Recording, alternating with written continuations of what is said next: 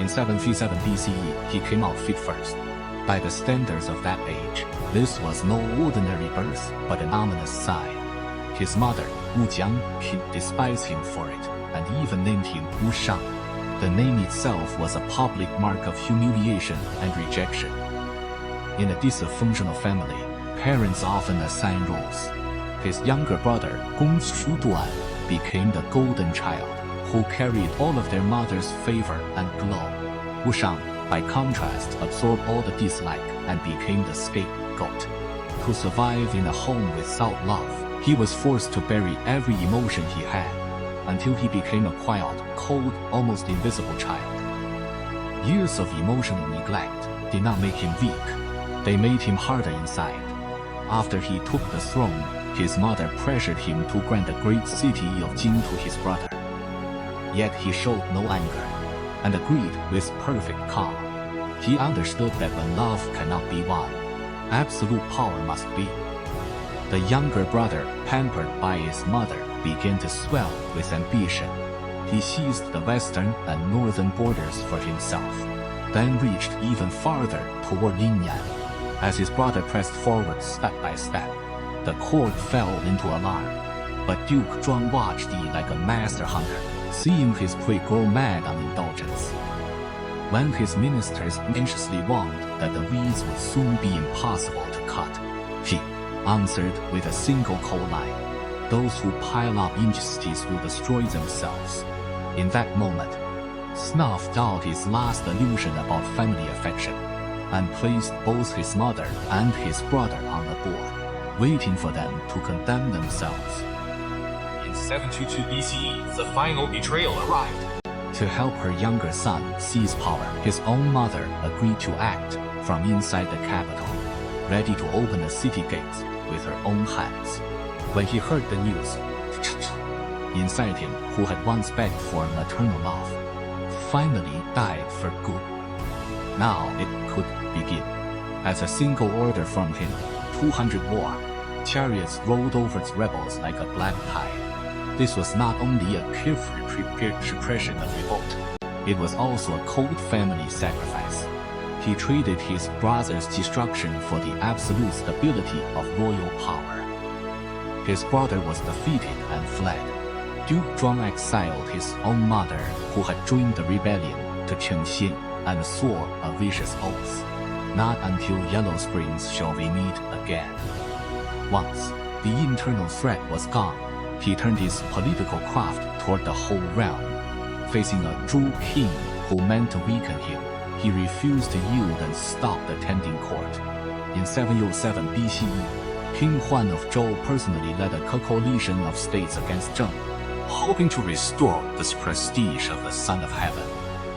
At the Battle of Xush, he revealed extraordinary military talent and created the famed fish-scale formation. Chariots charged in front while infantry packed the gaps behind them. This formation fused men and vehicles into a single war machine and smashed the royal coalition almost at once. On the battlefield, a Zheng arrow struck the Zhu king in the shoulder, dragging secret and untouchable royal authority down from its altar. Yet Duke Zhuang did not press the attack. That very night, he sent envoys to inquire after the king. He measured the boundary of power with precision, and chimed to the position of early spring and autumn hegemon by sheer rationality.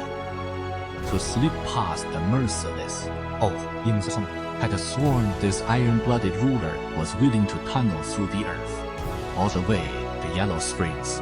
In that dark and sodden passage of mud, he looked like a regressing child, stumbling forward in search of the mother who had once loathed him.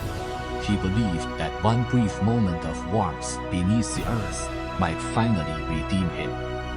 He achieved almost everything a feudal lord could possibly achieve. Zheng had begun as a small state squeezed between greater powers. In his hands, it became one of the strongest forces of the early spring and autumn era.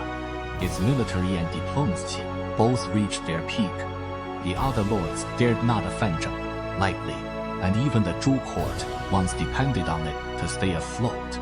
The exchange of hostages between Zhou and Zhang brought a feudal state to the edge of parity with the royal house. At huge, a Zhangzaro struck the son of heaven in the shoulder and pierced the last remaining majesty of the Zhou kings. After that, royal command was no longer beyond challenge, and the age of interstate hegemony opened ahead of Hegemon. Abroad, he pressed down Sun Wei Chen and Kai. Among the central states, he kept borrowing force, shifting position and striking back. At home, he crushed the rebellion of Gongshu Duwan. He let his brother lose the moral ground first, then gathered the net in the name of suppressing revolt. He consolidated the royal clan, kept the nobles in check, and held Zheng firmly in the ruler's hand. He is not counted among the traditional 5 hegemons, yet he had already become the earliest shape of a hegemon. The slaying at Yan, the battle of Xuji, and the meeting with his mother at Yangyao Springs all became classic episodes that Chinese political storytelling could never quite leave behind. In the end, even that oath, "Not until Yellow Springs shall we meet again," was turned in an underground tunnel into a scene of family harmony. But the harmony feels很难 in advance. His brother's overreach was something he allowed to grow. His mother's betrayal was something he waited for. The meeting at Yellow Springs was the perfect ending he built with his own hand. He understood patience, steward, and timing even better. He understood exactly how to make other people walk into his script. But the one who truly wrote that script was not Zhuang, first Hegemon of the spring and autumn age.